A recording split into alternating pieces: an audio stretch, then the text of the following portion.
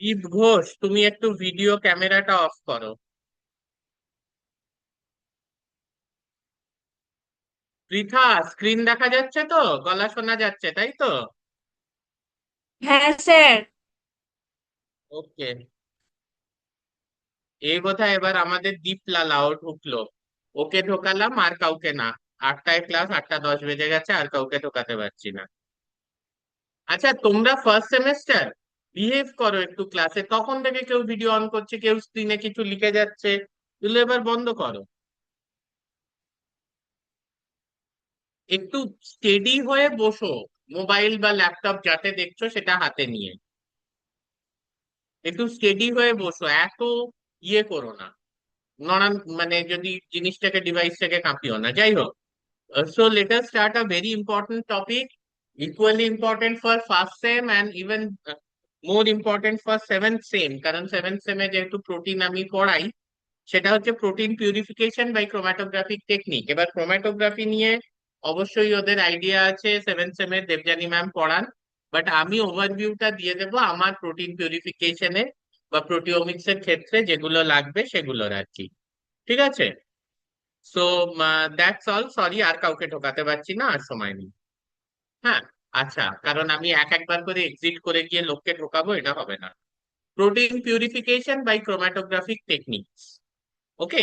So দেখো, basically chromatography বলতে আমরা যেটা হচ্ছে যে 4 ধরনের ক্রোম্যাটোগ্রাফির ব্যাপারে এখানে পড়বো। সাইজ এক্সক্লুশন ক্রোম্যাটোগ্রাফি, যেটাকে আমরা জেল ফিল্ট্রেশন বলে থাকি। আয়ন এক্সচেঞ্জ ক্রোম্যাটোগ্রাফি, অ্যাফিনিটি ক্রোম্যাটোগ্রাফি এবং হাইড্রোফোবিক ইন্টারঅ্যাকশন ক্রোম্যাটোগ্রাফি। এই 4 ধরনের ক্রোম্যাটোগ্রাফির ব্যাপারে আমরা পড়বো। এবার ব্যাপারটা হচ্ছে যে why do we need this chromatographic techniques, this is the first thing. তাহলে প্রথমেই যেটা হচ্ছে যে আমাকে যদি একটা নির্দিষ্ট প্রোটিনকে একটা বায়োলজিক্যাল মিক্সচারের থেকে সেপারেট করতে হয়, সেটা কিন্তু একটা কঠিন কাজ। তার কারণ হচ্ছে যে একটা বায়োলজিক্যাল মিক্সচারে কিন্তু কয়েক হাজার প্রোটিন থাকে। সেইখান থেকে আমার protein of interest, I repeat, আমার প্রোটিন অফ ইন্টারেস্টকে আইসোলেট করাটা it's a very difficult job. So for that, we need a combination of different purification techniques, namely different types of chromatography. ঠিক আছে? এবার এই এক একটা ক্রোম্যাটোগ্রাফি কিন্তু এক এক ধরনের আর কি আইসোলেট করে। ফর এক্সাম্পল, এই এই ইয়ারেও আমি সোহম দাস বলে একজনকে দেখছিলাম। তাহলে একটা জিনিস বুঝতে হবে যে সোহম, এই তো আমাদের খুব কমন একটা নাম ডিপার্টমেন্টে, সোহম আর সায়ন। আমরা প্রচুর student pi as Soham Das and as Sayan Das এবং সুদীপ। তো ব্যাপারটা হচ্ছে যে আহ বাট আমি যদি এখন এই নামের ভিত্তিতে আইসোলেট করতে যাই, সে সায়ন দাস কিংবা Soham Das, I may not be able to identify a particular boy. Even আমার নাম Abhishek, so there are so many Abhisheks in the college. ঠিক আছে? তো এইভাবে কিন্তু পার্টিসিপেট আলাদা করা যাবে না। তাহলে কি আমাকে আরেকটা কিছু ক্যারেক্টার নিতে হবে। ওকে, দুজন সোহম দাস আছে ডিপার্টমেন্টে। আমি যদি এবার হাইট নিই, দুজনের হাইট এক্স্যাক্টলি সেম হবে না। সো এইরকমই বিভিন্ন প্যারামিটার এর ওপর বেস করে, ঠিক আছে, আমরা কিন্তু যেটা হচ্ছে, ইয়ে হয়ে গেল না, স্ক্রিনটা সরে গেল না পৃথা? না দেখতে পাচ্ছ হ্যাঁ স্যার, স্ক্রিনটা? স্ক্রিন। হ্যাঁ, দেখতে পাচ্ছ স্ক্রিন? না স্যার, না না দেখতে ব্ল্যাক। পাচ্ছি না। না না না।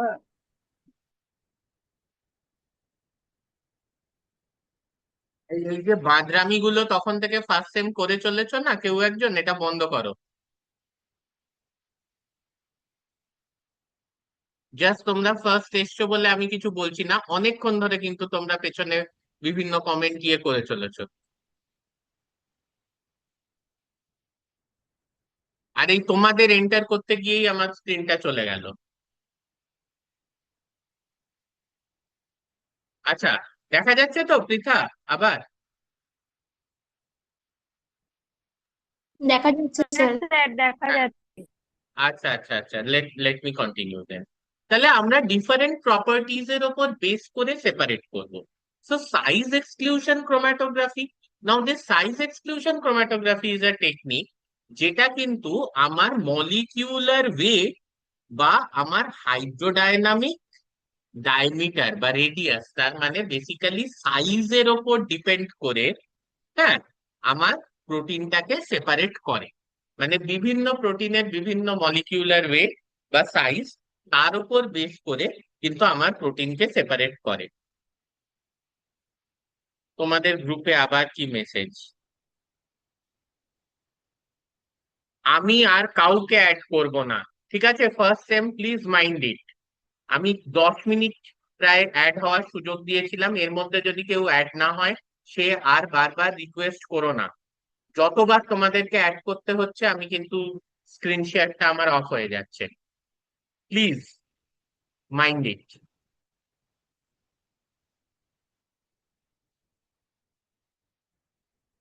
তো এরপর আরেকটা ধরনের টেকনিক, সেটা হচ্ছে আয়ন এক্সচেঞ্জ ক্রোম্যাটোগ্রাফি। ওই যে প্রথমে আমরা নামের ওপর ভিত্তি করে দুটো ছেলেকে আলাদা করছিলাম, অন্য একটা ছেলেকে আলাদা করছি অন্য ছেলের থেকে, কিন্তু দুজনের দেখা যাচ্ছে নাম সেম, ঠিক আছে? তাহলে তখন কি করণীয়? তখন হচ্ছে আমার অন্য কোনো একটা ক্যারেক্টার, সেই ক্যারেক্টারটা হচ্ছে গিয়ে যে আমি আম, নামের ওপর ভিত্তি না করে এবার আমি কি করব, এবার আমি হাইটের ওপর ভিত্তি করে সেপারেট করলাম।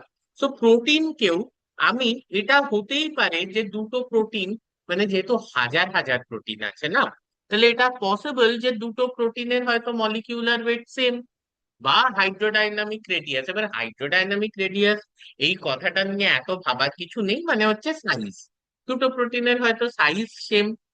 তখন আমি কি করব, আমি চার্জের ওপর, নেট চার্জের ওপর, কিন্তু সাইজও সেম আবার চার্জও সেম, সেটা কিন্তু হবে না। মানে একটা ধরো আমার pH 7 এর বাফার আছে, তাহলে এই প্রোটিনটাও এতটা পজিটিভলি চার্জ, অন্যটাও ততটাই পজিটিভলি চার্জ, সেটা কিন্তু হবে না। তো সেইখানে একটা আছে, আমি সেটার উপর বেস করলাম। Then we have affinity chromatography. Now this is a very very important technique. এবার সব প্রোটিনেরই কোনো না কোনো জিনিসের প্রতি একটা অ্যাফিনিটি থাকে।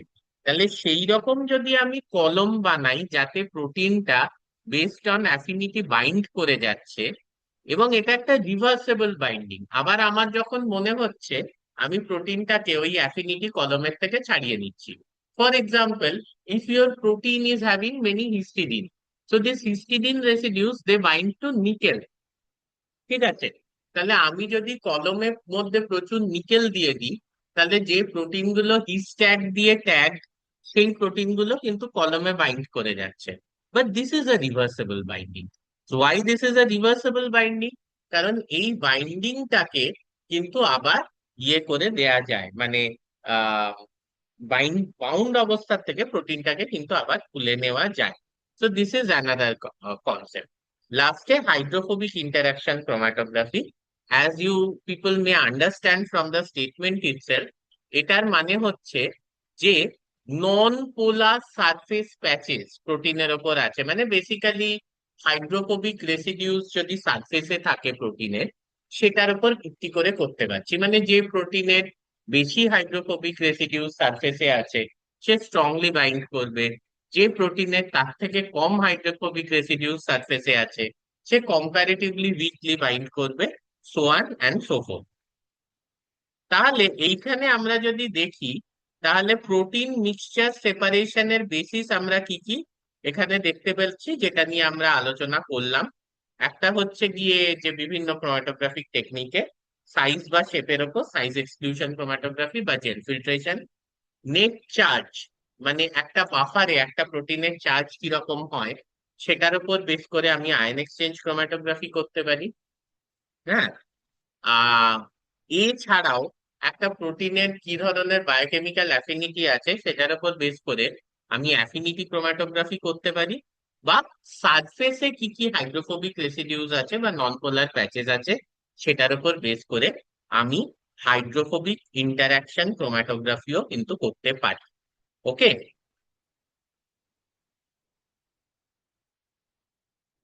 এবার এক এক ধরনের ক্রোম্যাটোগ্রাফিকে আমরা একটু ব্রিফলি দেখবো। প্রথমে হচ্ছে সাইজ এক্সক্লুশন ক্রোম্যাটোগ্রাফি। দেখো, সাইজ এক্সক্লুশন ক্রোম্যাটোগ্রাফিতে আমরা সাইজের উপর সেপারেট করছি, কিন্তু এখানে একটা ব্যাপার আছে। এইখানে একটা কলমকে আমি যে মেটেরিয়ালটা দিচ্ছি সেটা কিন্তু ইনার্ট মেটেরিয়াল হয়। মানে এই ধরনের ক্রোম্যাটোগ্রাফিতে প্রোটিন কিন্তু কোনো কলম মেটেরিয়ালের সাথে ইন্টারঅ্যাক্ট করে না। ঠিক আছে, কলম মেটেরিয়ালটা কি, জাস্ট পোর তৈরি করে। তোমরা একটু সব জেন জি মডার্ন ছেলে মেয়ে, হ্যাঁ, আমরা ছোটবেলায় দেখেছি যে বালি নুড়ি পাথর দিয়ে জল পিউরিফাই করা। এখনো আমরা তোমাদের নিয়ে যাব কিছুদিন পরে পিএইচইডি তে, আজিমগঞ্জে। তো আজিমগঞ্জের পিএইচইডি তে তোমরা যদি যাও, ওখানে দেখবে এখনো জল পিউরিফাই করার জন্য, মানে প্রথমে তো ওই ফিটকিরি টিটকিরি দিয়ে প্রেসিপিটেট করে দিল আবর্জনা ময়লা টয়লা কিছু আয়ন্স কে। তারপরে কিন্তু ওই একটা স্যান্ড আর গ্রেভেলের বেড দিয়ে, মানে বালি আর নুড়ি পাথরের বেড দিয়ে পাস করায়। তা এইখানেও অনেকটা সেম। আমার না একটা কলম আছে, এবার কলমে বিভিন্ন পোর সাইজের আমার কিন্তু মেটেরিয়ালস আছে, মানে সেটা আমি আমার মতো চুজ করতে পারি। ঠিক আছে, we could use dextran, we could use agarose, we could use sephacryl. ঠিক আছে, এদের প্রত্যেকের একটা ডিফাইন্ড কোর সাইজ আছে। মানে আমি কোন ধরনের ম্যাট্রিক্স নেব, হ্যাঁ, বা কোন ধরনের পোরাস মেটেরিয়াল নেব, সেটা কিন্তু নির্ভর করবে যে আমি যে প্রোটিনটা আইসোলেট করতে চাইছি, প্রোটিন অফ ইন্টারেস্টটার মোটামুটি কিরকম মলিকিউলার ওয়েট। ঠিক আছে, তো সেটা বা সাইজটা কিরকম সেটার উপর। এবার এই যে ম্যাট্রিক্সটা আমি বানালাম, এটা একটা ইনার্ট ম্যাট্রিক্স। এবার দেখো, যে প্রোটিন গুলো খুব বড়, মানে পোরের সাইজের থেকে যে প্রোটিন গুলো বড়, তারা কিন্তু এই ম্যাট্রিক্সে ঢুকবেই না। তারা কিন্তু বাইরে দিয়ে বেরিয়ে যাবে, ভয়েড ভলিউম দিয়ে। ঠিক আছে, বাইরে দিয়ে ইন্টারস্টিশিয়াল। তাহলে এরা কি, না ইন্টারস্টিশিয়াল যে ভলিউমটা আছে বিডের মধ্যে, হ্যাঁ, সেখানে থেকে ও ভয়েড ভলিউম দিয়ে কিন্তু বেরিয়ে যাবে এবং সর্বপ্রথম বেরিয়ে যাবে। এরা কিন্তু বিডের মধ্যে যে কোষ গুলো আছে সেগুলোতে ঢুকবেই না। মিডিয়াম সাইজ প্রোটিনস, ঠিক আছে, এরা একটা ওই যে পোর্স গুলো আছে, ছিদ্রগুলো আছে বিডের মধ্যে, তার একটা পোর্শনে ঢুকবে বেসড অন দেয়ার সাইজ, এবং তারপর ইলিউট হয়ে যাবে।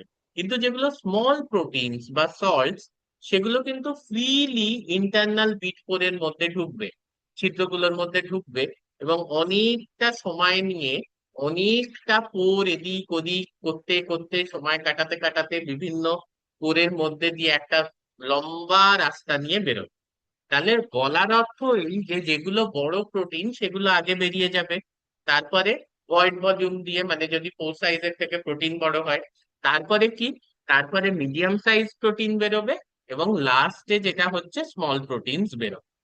হুম, তাহলে এখানে যদি আমরা দেখি, এইখানে ওটাই বলেছে, হ্যাঁ, যে লার্জ প্রোটিনস, হ্যাঁ, যদি কলমের যেটা কাট অফ, মানে যত থেকে যত, সে 600 কেডি অব্দি কলম কাজ করে, কিন্তু আমি থাইরোগ্লোবিউলিন নিলাম যেটা 660 কেডি। তাহলে কি হচ্ছে, ওটা কিন্তু পুরোপুরি আহ যেটা ভয়েড ভলিউম দিয়ে বেরোচ্ছে, মানে পোরাস জেলের থেকে কিন্তু এক্সক্লুডেড হয়ে যাচ্ছে। খুব ইম্পর্টেন্ট কিছু। আমি ক্লাস নিচ্ছি মা। আচ্ছা, নেক্সট হচ্ছে গিয়ে যে এবার যেগুলো মিডিয়াম সাইজ প্রোটিন, সেগুলো কিছু সিলেক্টিভ পোর্স এর মধ্যে দিয়ে পাস করছে। ঠিক আছে, হ্যাঁ, মানে পুরো কিন্তু এরা কমপ্লিটলি পেনিট্রেট কিন্তু করছে না। মানে যেরকম স্মল প্রোটিনস গুলো সব পোরের মধ্যে দিয়ে, এটা ওটার মধ্যে দিয়ে নেভিগেট করে একটা নেটওয়ার্কের মধ্যে দিয়ে ফাইনালি বেরোচ্ছে অনেক লম্বা পাথ নিয়ে, এটা কিন্তু করছে না। কিন্তু moderate size proteins large proteins এর থেকে একটা বেশি পাথ নিচ্ছে। ফলে লার্জ প্রোটিন সবার আগে বেরোবে, তারপরে মিডিয়াম সাইজ, তারপরে স্মল। কিন্তু এখানে একটা বোঝার, যে অনেক প্রোটিনের তো সাইজ সেমও হতে পারে, হ্যাঁ, মলিকিউলার ওয়েট সেমও হতে পারে। সেক্ষেত্রে কিন্তু এইটা এরকম কোনো টেকনিক নয় যে সে 15,000 প্রোটিনের থেকে তোমার প্রোটিনকে কমপ্লিটলি আলাদা করে দেবে, that is not possible. Hmm, mainly এটার অ্যাপ্লিকেশন হচ্ছে পলিশিং স্টেপে, মানে ফাইনাল স্টেপ প্রোটিন পিউরিফিকেশনের যেটা, সেইখানে এর অ্যাপ্লিকেশন, যে আমি পুরোপুরি পিউরিফাই করে নিয়েছি, কথার কথা বলছি, আমি 15,000 থেকে 5-এ নামিয়ে এনেছি। আর আমার 5টা প্রোটিন আছে, সেই 5টা প্রোটিনকে এবার আমার তার মধ্যে থেকে আমার প্রোটিন অফ ইন্টারেস্টটা আইসোলেট করতে হবে। তখন কিন্তু আমি এই ধরনের টেকনিক ইউজ করব। ডিসল্টিং বা বাফার এক্সচেঞ্জ, ধরো তুমি প্রোটিনটাকে যে পিউরিফাই করেছো, সে প্রোটিনের সেই বাফারের মধ্যে প্রচুর সল্ট আছে, কিংবা তুমি প্রোটিনটাকে সে একটা হেপেস বাফারে আইসোলেট করেছো, তুমি ফসফেটে নিয়ে যেতে চাও, এইসবের জন্য কিন্তু সাইজ এক্সক্লুশন ক্রোমাটোগ্রাফি করতে হবে। কারণ আলটিমেটলি প্রোটিনকে তুমি যে বাফারেই আইসোলেট করে থাকো আর তাতে যতই সল্ট থাকুক, ব্যাপারটা যেটা হয় হচ্ছে, যে প্রোটিনটা তুমি ফাইনালি আহ কলমটাকে যে বাফারে ইকুইলিব্রিয়েট করবে এবং কলমটাকে যে বাফারে চালাবে, প্রোটিনটা কিন্তু সেই বাফারেই আলটিমেটলি থাকবে ইলিউটেড হয়ে। আরেকটা হচ্ছে, এই ধরনের সাইজ এক্সক্লুশন কলমকে ক্যালিব্রেট করে কিন্তু প্রোটিনের মলিকিউলার ওয়েটও ডিটারমাইন করা যায়, তবে তাতে একটা অ্যাজাম্পশন থাকে যে প্রোটিনটা হচ্ছে গিয়ে তোমার গ্লোবিউলার ইন শেপ। ঠিক আছে, ইউজুয়ালি কিছু স্ট্যান্ডার্ড প্রোটিনস কে ইউজ করা হয় ক্যালিব্রেট করার জন্য কলমটাকে। এবং তারপর যখন আমরা log of molecular weight by retention volume, that is V/V0, মানে কোন ভলিউমে ইলিউট হলো বাই ভয়েড ভলিউম, এটা যখন আমি প্লট করছি, তখন কিন্তু আমি পেয়ে যাচ্ছি এক্সট্রাপোলেট করে যে আমার প্রোটিনের মলিকিউলার ওয়েট কত। ঠিক আছে, তো এখানে কিছু কনসেপ্টস বলা আছে, এগুলো তোমরা, আমি নোটটা দিয়ে দেবো, তখন পড়ে নিই। তারপরে হচ্ছে আয়ন এক্সচেঞ্জ ক্রোম্যাটোগ্রাফি। দেখো, এটা কিন্তু একটু কঠিন জিনিস। আমরা জানি যে সব প্রোটিনের একটা পিআই হয় বা আইসোইলেকট্রিক পয়েন্ট হয়, যেখানে প্রোটিনটা কিন্তু জুইটার আয়নিক ফর্মে থাকে, মানে তার উপর নেট চার্জ 0 থাকে, কিন্তু একটা পজিটিভ চার্জ সেন্টার থাকে NH3+, আর একটা নেগেটিভ চার্জ সেন্টার থাকে CO-। এই মতো অবস্থায় তোমার যদি ধরো কোনো একটা প্রোটিনের কথার কথা বলছি, পিআই হচ্ছে গিয়ে 7, আইসোইলেকট্রিক পয়েন্ট, সেই প্রোটিনটাকে যদি তুমি pH 5-এর বাফারে নিয়ে যাও, তখন কি হবে, H+ বেশি থাকবে, তাহলে যেটা হচ্ছে CO- COOH হয়ে যাবে, আর NH3+ থাকবে, মানে প্রোটিনটা পজিটিভলি চার্জ হয়ে যাবে। আবার সেই প্রোটিনটাকেই যদি তুমি 9-এর বাফারে নিয়ে যাও, যেখানে OH- প্রচুর, সেক্ষেত্রে NH3+ থেকে একটা H+ বেরিয়ে যাবে, H2O তৈরি হবে OH এর সঙ্গে রিয়াক্ট করে, আর প্রোটিনটা কি হবে, NH2CO-, মানে নেগেটিভলি চার্জ হবে। মানে আইসোইলেকট্রিক পিএইচ বা পিআই এর থেকে যদি আমি প্রোটিনটাকে হায়ার পিএইচ এর বাফারে রাখি, তাহলে প্রোটিনটা নেগেটিভলি চার্জ হবে। আই রিপিট, আইসোইলেকট্রিক পিএইচ বা আইসোইলেকট্রিক পয়েন্টের থেকে একটা প্রোটিনের যা, তার থেকে যদি আমি প্রোটিনটাকে হায়ার পিএইচ বাফারে রাখি, তাহলে প্রোটিনটা নেগেটিভলি চার্জ হবে।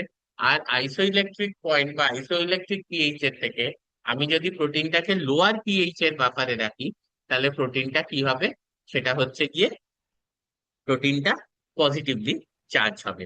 এইবার আমি কলম ইউজ করব। কলম কি ইউজ করতে পারি, আমি ইউজ করতে পারি গিয়ে হচ্ছে অ্যানায়ন এক্সচেঞ্জার্স। অ্যানায়ন এক্সচেঞ্জার্স মানে নেগেটিভলি চার্জ প্রোটিনকে পিউরিফাই করার জন্য। তাহলে সেই কলমে কিন্তু থাকবে ম্যাট্রিক্সটা, যেটা তাতে পজিটিভ চার্জ থাকবে। এরকম কিছু উদাহরণ আছে। DEAE, এটা একটু উইক, মানে অতটাও পজিটিভ নয় যে প্রোটিনস গুলো, এই অতটাও নেগেটিভ নয় যে প্রোটিনস গুলো, তাদের জন্য। আর কিউ, কিউ হচ্ছে স্ট্রং, মানে হাইলি যে প্রোটিনস গুলো নেগেটিভ, তাদের জন্য। তাহলে এইটা নেগেটিভলি চার্জ প্রোটিনকে বাইন্ড করবে। সিমিলারলি ক্যাটায়ন এক্সচেঞ্জার্স আছে, যেখানে ম্যাট্রিক্সে নেগেটিভ চার্জ থাকবে, কিন্তু প্রোটিনটা অ্যাজ ক্যাটায়ন থাকবে বা পজিটিভলি চার্জ থাকবে। সেরকম যেটা অতটাও পজিটিভলি চার্জ নয়, তার জন্য CM কলম বা কার্বক্সিমিথাইল কলম। এবং যেটা খুব স্ট্রং, মানে খুব স্ট্রংলি পজিটিভলি চার্জ, তার জন্য SP কলম। ব্যাপারটা হচ্ছে যে প্রোটিনটা তো এক্ষেত্রে কলমের সাথে বাইন্ড করে যাচ্ছে, তাহলে আমি প্রোটিনটাকে কিভাবে কলম থেকে বার করব? মানে আমার ইনিশিয়ালি প্রোটিনটা বাইন্ড করলো এবং অন্যান্য যা ইম্পিউরিটি ছিল সেগুলো সব বেরিয়ে চলে এলো, বাট ফাইনালি আমাকে তো প্রোটিনটাকেও বার করতে হবে। তো প্রোটিনটাকে বার করার জন্য হোয়াট ডু আই ডু, আমি NaCl ইউজ করলাম একটা হাই কনসেন্ট্রেশনে, মানে 50 মিলিমোলার থেকে মোটামুটি আমি যদি দেখি এই যে এখানে সল্ট গ্রেডিয়েন্টটা দেখো 1 মোলার, ঠিক আছে? এতে কি হবে যে যদি আমার কলমটা হয় গিয়ে হচ্ছে অ্যানায়ন এক্সচেঞ্জ, হ্যাঁ, মানে যেখানে আমার প্রোটিনটা নেগেটিভলি চার্জ থাকবে, সেই ক্ষেত্রে সিএল মাইনাস আয়ন্স যেগুলো আছে NaCl এ, তারা কি করবে, নেগেটিভলি চার্জ প্রোটিনকে সরিয়ে দেবে পজিটিভলি চার্জ ম্যাট্রিক্সের থেকে।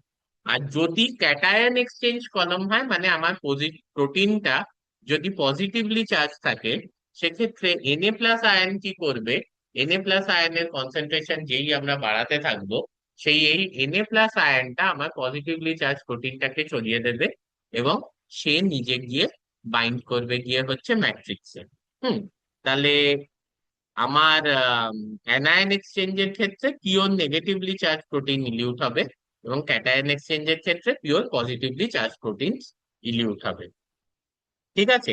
এখানে আরো একভাবে ইলিউশন সম্ভব, সেটা কিভাবে?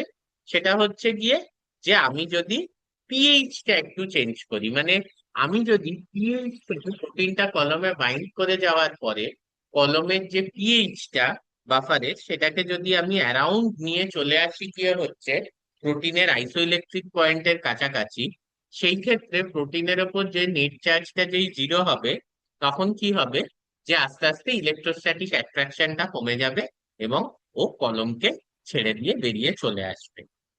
এর পরের মেথডটা হচ্ছে অ্যাফিনিটি ক্রোম্যাটোগ্রাফি। অ্যাফিনিটি ক্রোম্যাটোগ্রাফি কিন্তু একটা দারুণ মেথড, যেখানে একটা প্রথমেই যদি আমি কোনো প্রোটিনকে একটা মিক্সচারের থেকে বা বায়োলজিক্যাল ফ্লুইডের থেকে আলাদা করতে চাই, এবং যদি সম্ভব হয়, আমি কিন্তু অ্যাফিনিটি ক্রোম্যাটোগ্রাফি ইউজ করব। এর মাধ্যমে 95% পিওর প্রোটিন কিন্তু সিঙ্গেল স্টেপে আমরা পেতে পারি। এখানে অনেকগুলো বা অ্যাফিনিটি বা করা যেতে পারে। আমি তোমাদের কিছু উদাহরণ দিয়ে দিই, তারপর জিনিসটা বলবো। যেমনি হচ্ছে মেটাল অ্যাফিনিটি ক্রোম্যাটোগ্রাফি বা ইমমোবিলাইজ মেটাল অ্যাফিনিটি ক্রোম্যাটোগ্রাফি।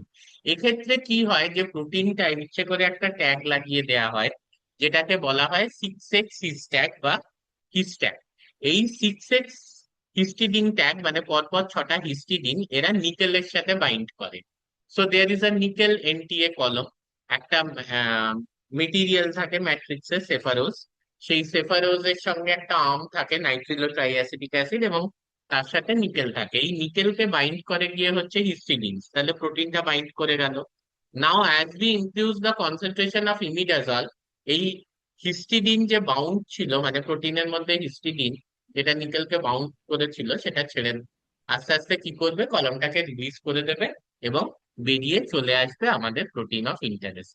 সিমিলারলি প্রোটিন বা প্রোটিন এ হচ্ছে এফসি রিজিয়ন অফ ইমিউনোগ্লোবুলিন অ্যান্টিবডিকে বাইন্ড করে।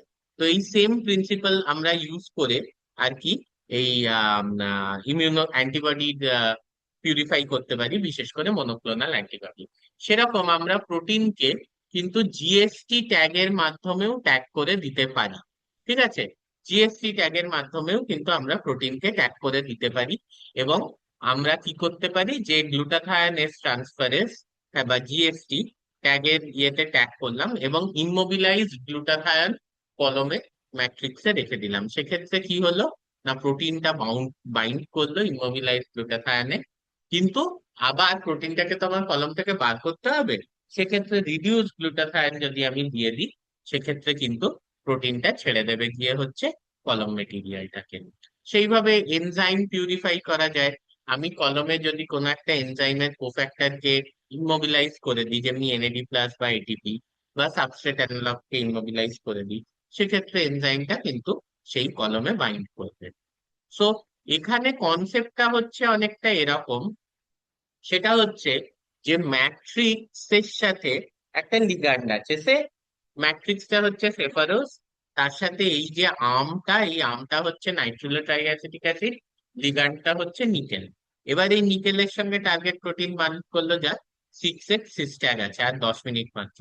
6x সিস্ট্যাগ আছে। তো এবার কি হচ্ছে, যে বাইন্ড করার পরে যা আনবাউন্ড কন্টামিনেন্টস আছে, সেগুলোকে আমি ওয়াশ করে বার করে দিলাম কলমের মধ্যে থেকে, বাফার দিয়ে ওয়াশ করে বার করে দিলাম।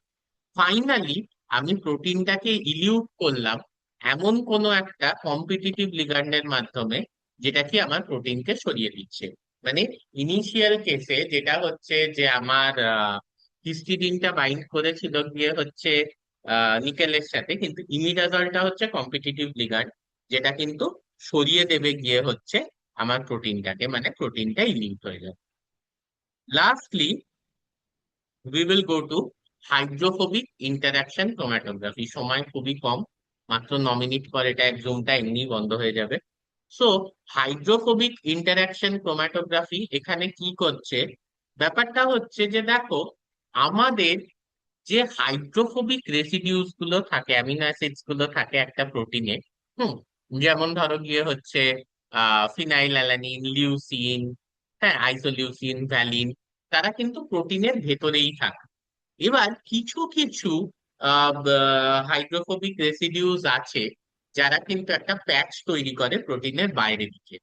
আমি যখন সল্ট কনসেন্ট্রেশনটা খুব বাড়িয়ে দিচ্ছি, হ্যাঁ, like 1 to 2 molar ammonium sulphate, তখন কি হচ্ছে, প্রোটিন সারফেসে যে ওয়াটার মলিকিউলস গুলো স্ট্রাকচার্ড ওয়েতে থাকে, তারা কিন্তু আম, আস্তে আস্তে সরে যাচ্ছে। হুম, ফলে ওই যে তোমার সারফেসের ওপর যে হাইড্রোফোবিক অ্যামিনো অ্যাসিডস গুলো ছিল, সেগুলো কিন্তু এবার কোনো হাইড্রোফোবিক কলম মেটেরিয়ালকে বাইন্ড করে নিতে পারছে। আবার বলছি, যে সারফেসের ওপর, যে প্রোটিন সারফেসের ওপর যে হাইড্রোফোবিক অ্যামিনো অ্যাসিডস গুলো ছিল, তারা এক্সপোজড হলো কেন? কারণ হাই সল্ট কনসেন্ট্রেশনের জন্য ওয়াটার মলিকিউলস চলে গেল। এবার কিছু মেটেরিয়ালস আমরা যেগুলোকে ব্যবহার করতে পারি অ্যাজ কলম মেটেরিয়ালস, মানে হাইড্রোফোবিক গ্রুপস, এটা লাস্টে একটা টেবিল দেয়া আছে, সেখানে তোমরা দেখতে পাবে। সো দেয়ার আর সার্টেন কলম মেটেরিয়ালস লাইক ফিনাইল, অক্টাইল, বিউটাইল লিগান্স, এগুলোকে আমরা কলমে ইউজ করতে পারি। এবং এইগুলোকে কলমে ইউজ করার দরুন কি হবে, নন পোলার যে প্যাচটা সেটা বাইন্ড করে যাবে।